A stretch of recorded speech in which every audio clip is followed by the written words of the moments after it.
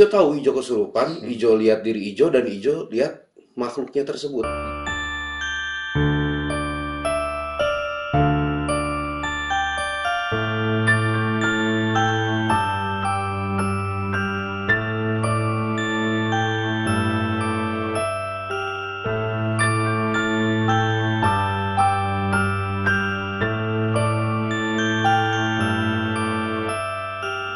Halo teman-teman, kembali lagi dengan kita di channel Ngobrol Mistis. Yap.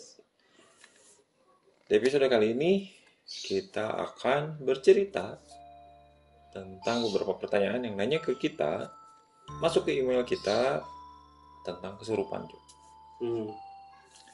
Jadi banyak yang nanya nih, Kang gimana caranya? Yang pertama, biar kita nggak kesurupan. Yang kedua, gimana caranya ngendaliin biar kita itu nggak sampai kesurupan. Karena memang pada dasarnya kesurupan itu bisa ditahan dan tinggal bisa ditahan. Dan saya pribadi pun pernah mengalami hal demikian. Ceritanya seperti apa? Kita bahas di episode kali ini. Sebelum kita bahas tentang episode kesurupan ini, jangan lupa like, comment, and subscribe.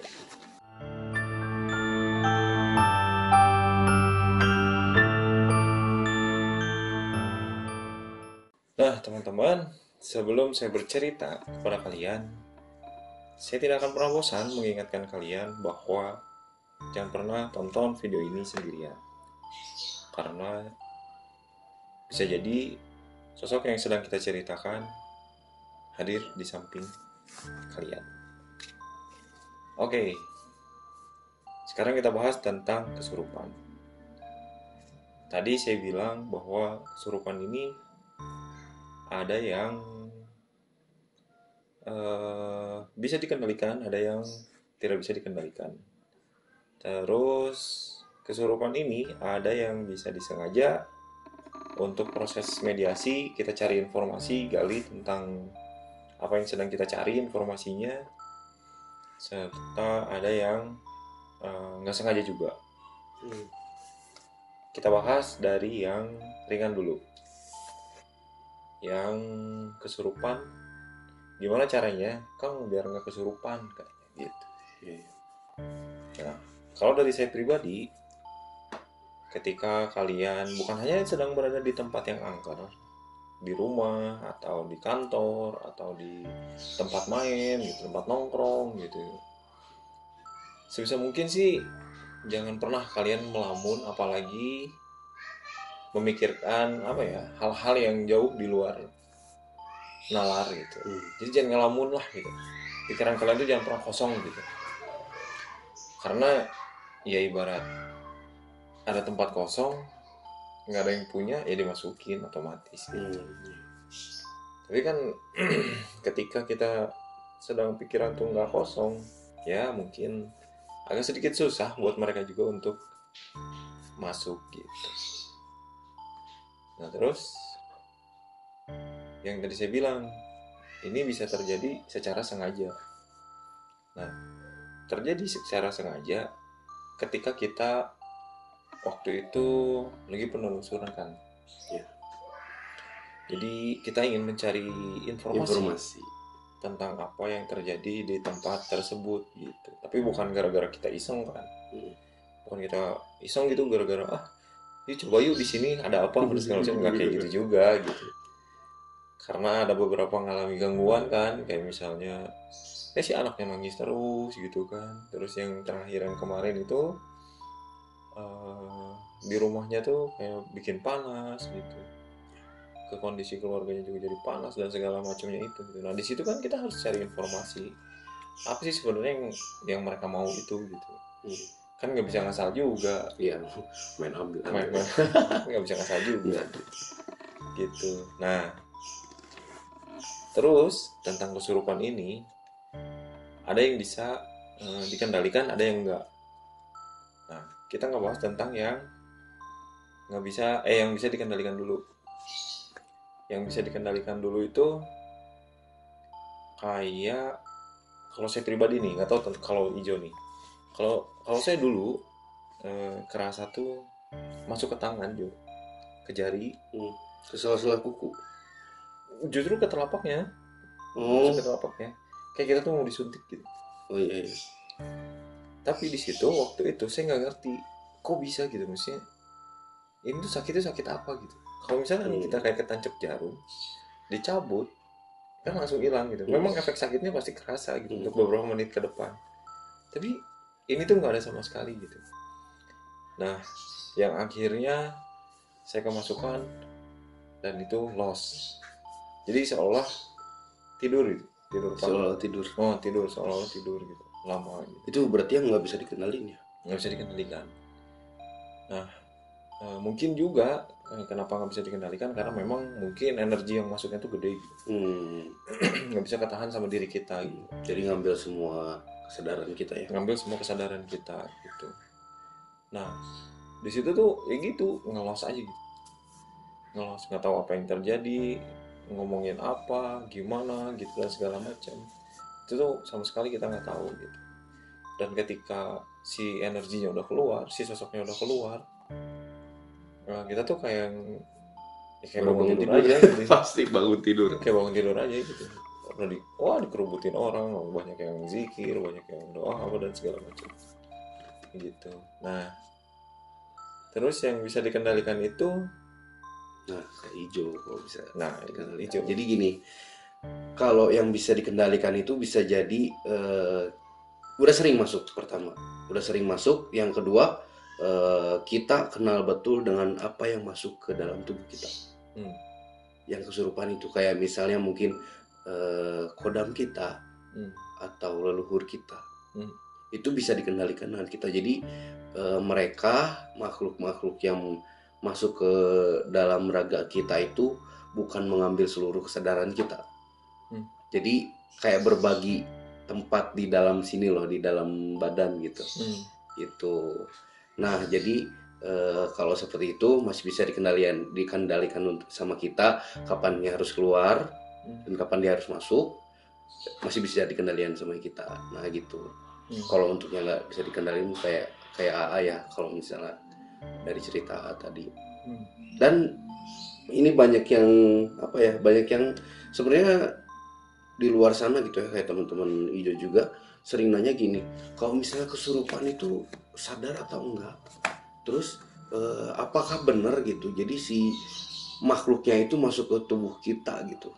Jadi sebenarnya banyak versinya gitu. Kayak misalnya Ijo waktu Ijo pernah kesurupan kemarin yang waktu sama juga, Ijo tahu Ijo kesurupan, Ijo lihat diri Ijo dan Ijo lihat makhluknya tersebut. Jadi yang masuk ke tubuh kitanya tuh auranya dulu. Jadi cuma auranya. Jadi kita jadi kayak boneka gitu. Itu. Dan yang kedua masuk full. Jadi kalau yang untuk nanya kesurupan itu sadar atau enggak, ya bisa jadi sadar dan bisa jadi tidak. Gitu. Ya memang kadang-kadang ada beberapa. Jadi ada beberapa orang juga gitu yang ngalamin ketika kesurupan itu dia tuh tahu gitu, ingat apa yang terjadi gitu. Yang kedua tuh ya nggak ingat gitu. Nah mungkin yang membedakannya itu ya tadi energi yang masuk ke dalam tubuhnya itu gitu. Ibarat kata kita masih bisa mengendalikan karena si energi yang masuk ke tubuh kita tuh hanya beberapa persen dari total energi yang kita punya gitu. Tapi ketika kayak saya tadi gitu, ketika udah loss, semuanya loss, berarti itu energinya sangat-sangat gede yang akhirnya kita juga kewalahan sebetulnya untuk mengantisipasi mereka gitu. Akhirnya, ya gitu kan jadi kemana-mana kan efeknya, jadi overpower, jadi udah ngelos aja gitu, nggak tahu apa yang terjadi. Nah terus gini loh, maaf ya, kalau misalnya untuk ngelos gitu ya, yang jadi pertanyaan tuh apakah kayak diri kita ya, maksudnya bukan jasad kita ya, raga kita tuh apakah seudah los itu balik lagi dengan sendirinya atau memang dijemput sama mungkin ada praktisi yang ngejemput lagi raga kita gitu buat masuk roh kita buat masuk lagi ke jasad kita gitu, atau gimana sih? Nah, sebenarnya itu dua-duanya juga bisa sebenarnya. Bisa juga dua-duanya. Tapi benar. kan bahaya kalau misalnya nggak masuk lagi ke raga tuh. Makanya itu. Makanya gitu. Kan kayak kita nih, kita lagi penelusuran. Kan nggak sembarang milih mediator. Ya betul. Yang dikhawatirkan ketika kita bisa mengeluarkan, tidak bisa memasukkan, itu yang paling bahaya. Makanya bisa sembarangan. Terkadang waktu itu kan kita gini, kita lagi penelusuran, kamu yang biasa nih jadiin mediasi, kamu nggak ada, lebih baik mediasi itu nggak diadain. Karena takutnya yang sebenarnya banyak yang penasaran loh waktu kita penelusurannya. Udah saya aja jadi mediator, saya pengen dimasukin, saya pengen tahu gitu. Ada hal yang nggak bisa kita sembarang lakuin gitu soal mediasi, benar kata. Jadi takutnya rohnya nggak balik lagi. Iya. Karena kan dikeluarin, karena kita ngeluarin, kita simpan di suatu tempat lah gitu. Kita masukin yang lain, setelah beres kita keluarin, masukin lagi yang aslinya. Itu bisa jadi. Atau mungkin yang udah pada expert di bidangnya, dia tuh bisa ngeluarin sendiri gitu. Berbagi lah ya. Bisa berbagi tempat gitu. Itu makanya dua-duanya tuh bener gitu. Nah, jadi buat kalian-kalian yang masih penasaran, nah kita jawab itu soal kalau kemasukan itu jadi seperti apa gitu. Terus gini, kayak misalkan kayak AA kan udah bisa memasukkan dan mengeluarkan gitu ya. Nah, kalau misalnya ini berbeda nggak sih kalau misalnya AA cuma memasukkan auranya dengan memasukkan langsung dengan makhluknya tuh, apakah memakan energi yang sama atau gimana gitu? Jelas, itu beda. Masukin aura itu hanya sekedar perbedaannya tuh hanya sekedar ke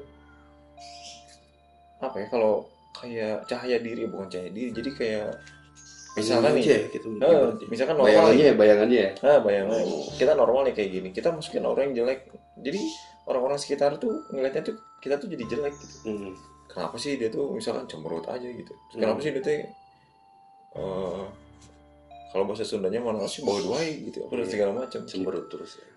Kenapa sih? Nah itu hanya auranya doang gitu. Jadi kalau misalkan tahap dari kesurupan tuh dia tuh hanya baru ketempelan lah gitu. Hanya baru ketempelan, belum masuk ya gitu. Kalau misalkan udah sampai masuk gitu ke dalam raga, nah itu yang PR-nya, yang sampai efeknya tuh banyak banget. Nah banyak lah contohnya, kayak si Ijo kan di beberapa episode sebelumnya juga kan kayak kemasukan. Itulah gitu. Dan hampir full raganya lepas pernah. setengah pernah, lihat diri sendiri pernah. Jadi kalau misalnya untuk jadi mediator kesurupan ya udah pernah ngerasain semua ya gitu. Jadi tapi memang sih yang parah waktu itu yang sampai muntah darah mah itu nggak ada sih, nggak kita upload sih ya. Bahaya karena ya memang itu udah levelnya udah ngeri banget lah. Nah gini, jadi aku jadi ini lagi ya, dari kesurupan itu kalau misalnya muntah darah memang bisa melukai organ dalam gitu. Jadi kalau untuk melukai organ dalam sebetulnya tidak. Cuman nanti efeknya yang kerasa sama badan efeknya. Jadi sebenarnya gini, kayak kamu waktu itu sampai kesurupan, sampai muntah darah, kamu kan heran gitu. Kenapa heran? Nah, jadi waktu itu pas ketika kamu masuk lagi kesurupan itu, lagi kemasukan, nah si sosoknya ini yang dieksekusi langsung di dalam tubuh kamu gitu. Tapi imbasnya ke kita juga. Bisa imbasnya ke kamu Kak, cuman imbasnya hanya ngerasain sakit gitu. Pegel-pegel, kalau misalkan kayak sedikit perih mungkin bisa jadi karena ada efek dari serangannya. Ya serangan kayak sayatan atau tebasan dan segala macamnya itulah gitu. Tapi kalau misalkan untuk sampai melukai mah kayaknya enggak sih. Nah tapi beda cerita kalau misalkan ketika si sosok ini masuk di dalam tubuh kita, didiemin, itu bisa lama-kelamaan bisa, itu bisa sampai melukai ya.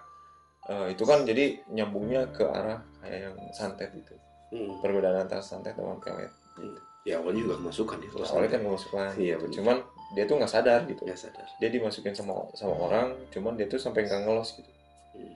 di dalam tubuhnya, yang akhirnya ya tentang santet itu kan merusak organ yang akhirnya menimbulkan kematian. Ya. Nah, nanti di video selanjutnya nanti kita bahas.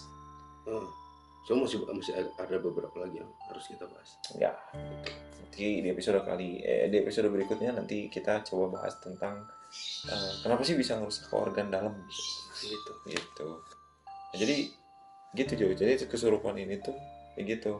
Ada yang bisa memang dikendalikan sama kita ketika si aura dan si sosoknya tuh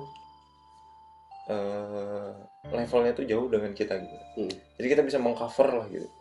Kita masih bisa mengcover. Tapi ketika udah ngelos ini energi itu pasti di atas kita gitu. Udah itu udah pasti ngelos gitu. Nah terus gini loh Pak, karena kita kan udah biasa mungkin ya, juga sebagai praktisi, terus saya juga sebagai mediasi. Nah kalau misalnya untuk orang-orang kayak netizen nih ya yang kosongan atau misalnya nggak mengerti soal menghadapi orang-orang yang kesurupan, ya punya tips nggak biar gimana sih biar orang maksudnya semua orang yang mungkin yang nggak punya sesuatu yang spesial juga bisa menangani orang-orang yang kesurupan gitu. Jadi gini, yang pertama kalau misalkan biar kita nggak kesurupan ya tadi jangan ngelamun, jangan pikiran kemana-mana. Terus yang kedua jangan sompral kemanapun kalian pergi, jangan pernah pengen tahu, penasaran dan segala macamnya ini itu, jauhinlah dari yang kayak begitu gitu. Nah terus yang kedua ketika kita tuh lagi ngumpul misalkan kan, lagi sama teman-teman lah sama keluarga, tiba-tiba ada yang kesurupan. Nah yang pertama tuh coba kalian ambil air, terus bacain itu ayat-ayat ruqyah. Ya kalau misalkan kalian kurang tahu tentang ayat ruqyah ya kalian bisa baca atau buka media sosial di Google pun banyak gitu. Udah canggih lah ya. Udah canggih lah zaman sekarang gitu. Nah, terus selagi kalian lagi baca surat itu, kalian tahan nafas. Begitu udah beres, tiupin ke air. Tahan nafas, tiupin ke air. Nah gitu sambil ya kita bermunajat ke Allah biar yang kesurupan ini cepat sadar gitu. Nah tapi ini aku masih ingat loh kasus yang waktu di daerah Cimahi loh, yang bapaknya teman kita tuh baca doa kan, baca surat-surat pendek, surat ruqyah juga, tapi sama jinnya dibalas. Kamu ngaji aja, baca surat-surat aja masih masih salah-salah. Kamu kayak apa ya, kayak jadi kamu ngajarin ikan berenang gitu. Nah kalau kayak gitu gimana, jadi pusing loh kalau misalnya gitu dibalikin sama jinnya loh. Jadi gini, memang kan mereka tuh lebih tahu duluan, isinya pun tahu, tapi yang ngebedain apa? Pembacaan. Karena kan kalau kita ngaji dulu kan, kita sekolah ngaji kan, panjang pendek gitu, harakatnya apa dan segala macamnya, itu yang ngebedain. Jadi ya memang gitu, sama bacaannya seperti itu, tapi yang ngebedain cara kita baca yang benar dan yang kurang benar tuh pasti beda gitu. Makanya yang tadi saya bilang gitu kan, ketika di episode kemarin kita ngebahas tentang kuntilanak itu, ada yang agresif yang nggak sama yang nggak agresif. Nah seperti itulah bedanya.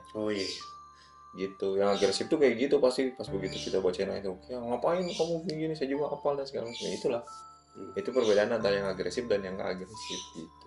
Berarti kita ya tetap aja baca doa gitu ya, jangan sampai aja. Ini jangan sampai apa ya, jadi takut gara dia juga bisa baca doa ternyata.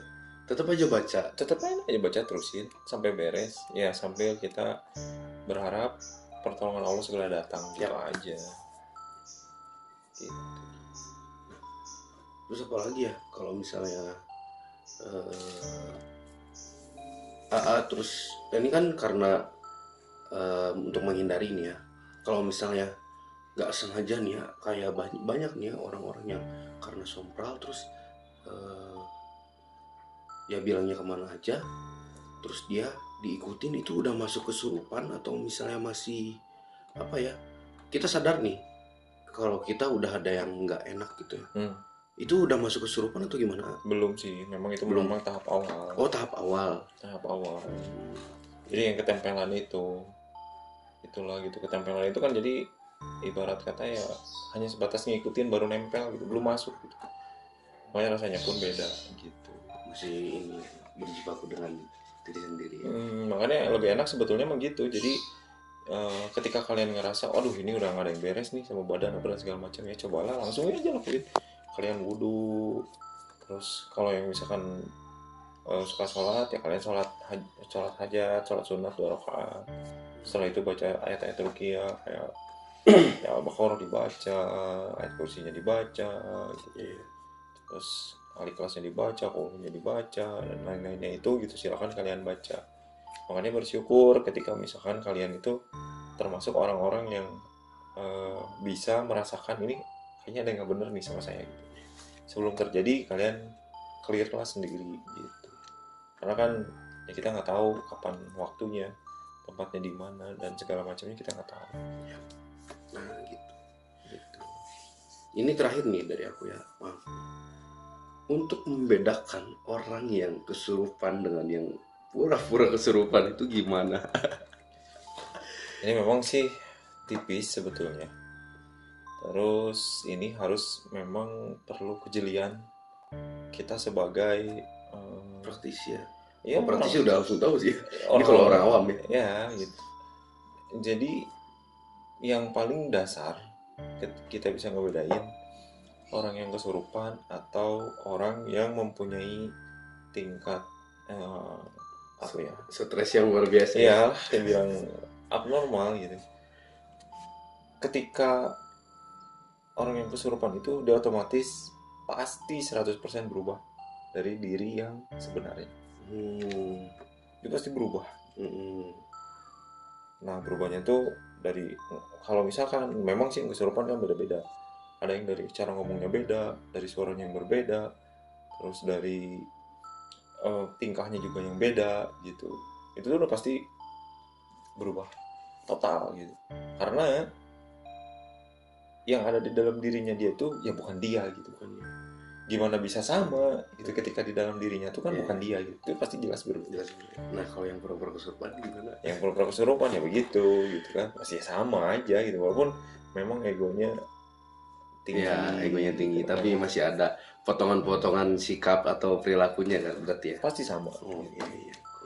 Nah, yang lebih jauh kalau orang-orang kayak kita ya pasti kelihatan tuh. Ya, kalau praktisi kayak gitu. Ya, pasti kelihatan, wah ini udah gak benar nih gitu. Terus beda. Cuman kita nggak ngomongin hanya di kalangan kita kan. Kita hanya ngomongin secara generalnya aja gitu. Gitu. Ya. Oke lah. Gitu dulu teman-teman, paling episode kali ini kita bahas tentang apa lagi. Pantengin terus channel Ngobrol Mistis. Dengan pertanyaan-pertanyaan yang lain kita akan jelasin secara tuntas dan gas. Ya, buat kalian juga yang mungkin ada penasaran soal dunia mistis, boleh langsung mention ke kita di YouTube kita, atau misalnya nanti bisa email pribadi ke kita pun gak masalah gitu. Oke, nanti kita coba jelasin ke kalian. Mudah-mudahan kita bisa membantu kalian. Betul. Nah, dan untuk kalian juga biar support kita terus untuk berkarya, untuk buat konten-konten yang mungkin berguna untuk kalian, jangan lupa untuk like terus dan komen juga biar kita makin semangat untuk konten ya. Oke. Terima kasih telah menonton teman-teman. Sampai jumpa di episode berikutnya. Bye-bye. Jadi guys, terjeda dulu.